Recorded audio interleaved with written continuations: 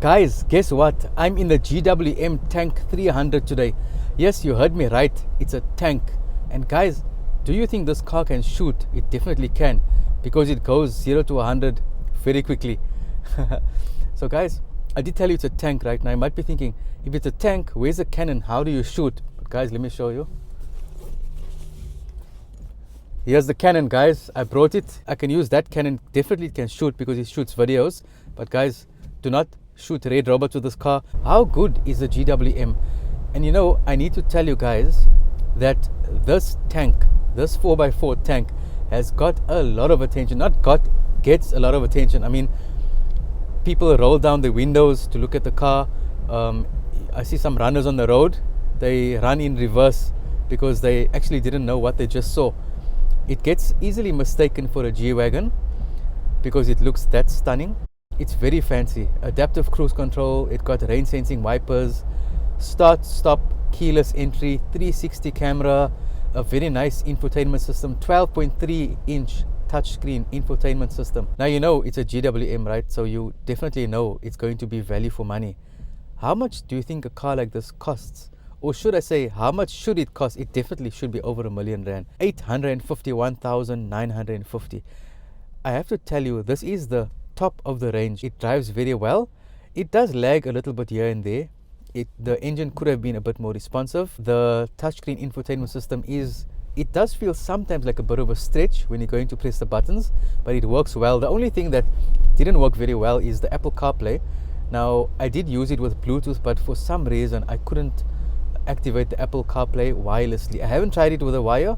Maybe it works with a wire, but it doesn't work wirelessly. How do you guys feel about Apple CarPlay, and nowadays the cars coming out, the new cars, not being able to wirelessly connect your Apple CarPlay or Android Auto? How do you guys feel about that? Kilowatts, what are you looking at? 258 kilowatts and 648 Newton meters of torque. Guys, I did tell you a 4x4, wait for the ground clearance. I will tell you that shortly. It got full leather seats, not artificial leather, not cloth seats, not partial leather, but it got leather seats all around. You do have 7 airbags, and that includes curtain airbags. You do have a 200,000 kilometer warranty and 150,000 kilometer service plan. What do you think the ground clearance of this car is? 224 millimeters. Guys, that's a great ground clearance, and having a car with this kind of presence is always welcome on the road. And you will not be scared about jumping any pavement, especially now in Cape Town. The weather has been a bit rough recently, and there's been lots of rain. So as we're driving on the roads, you'll see lots of puddles, lots of muddy patches. If you're hopping onto a pavement, the grass will be wet.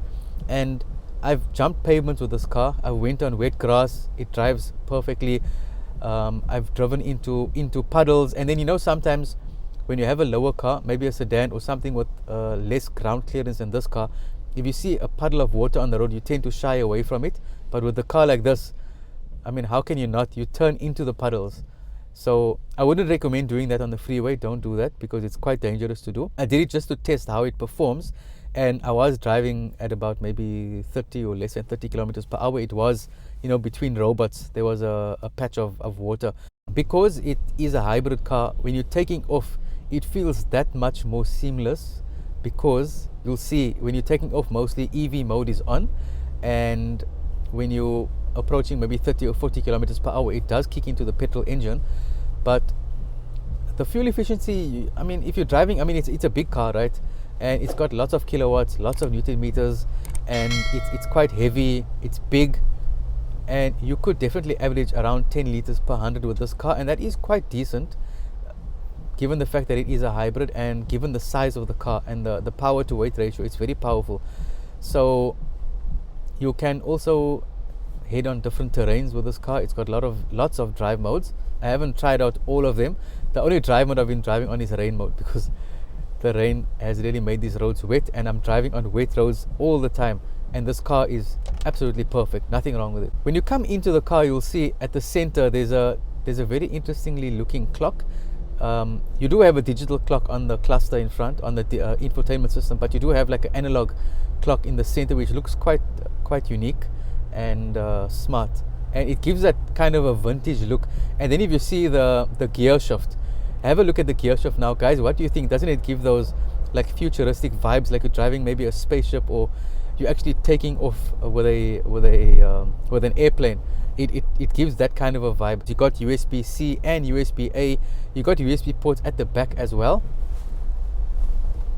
And just the whole mood about the car, the mood lighting, it's very nice. The style of the leather, the patterns, it's very, very futuristic. And you know, I am very, very impressed. This is the first GWM vehicle that I am driving. Drivability, it handles corners very well. For the power, I mean for the weight, it handles the wet roads perfectly. The ground clearance is exceptional. I have said that and I can't stress it enough. Definitely a contender for a great 4x4 because you're getting so much of tech.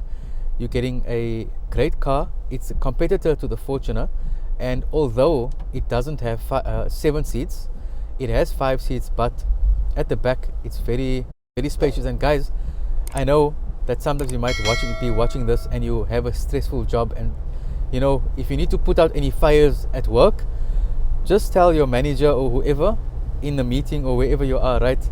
Just tell them, hold on, I got something to put out a fire, and I actually keep it in my car. Go to the boot and just check. There's a fire extinguisher. So go to your car and open it, take that fire extinguisher and put out all the fires you need. So guys, what do you think about this GWM Tank? I definitely am impressed. Little bit of things here and there that do not work very nice, like the infotainment system is a bit too far for the driving position. The Apple CarPlay might not integrate very, very well. It does have keyless entry. Sometimes when you approach the car and you press the button, it doesn't open, so you have to take the key out and put it on. But besides that, everything else in the car is very, very good. The steering wheel is comfortable, easy to drive, it's easy to navigate. The car feels comfortable. Besides being physically comfortable, the drive is comfortable as well. Passengers have not complained that they are out of comfort or at any discomfort. There's enough lighting in the car. Overall, a very, very good quality product by GWM.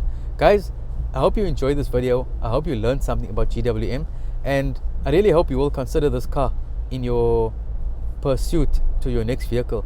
Or if you're not watching to buy, maybe you're just watching to be entertained. Were you entertained? What did you like about this video? If you're still watching, it means you definitely like the car, or maybe you're like me, I'm not sure, but based on polls recently, you're more interested in the car. And I mean, rightly so. I mean, if I was watching this, I would be wondering about the car as well. I'm not here to talk about myself. I'm here to show you guys the car and only talk about it. So guys, I hope you were entertained. I hope you were informed. And most of all, I hope you will subscribe. So the question is, will you like the video, subscribe to the channel, share it with your friends and family? And guys, I will see you in the next video.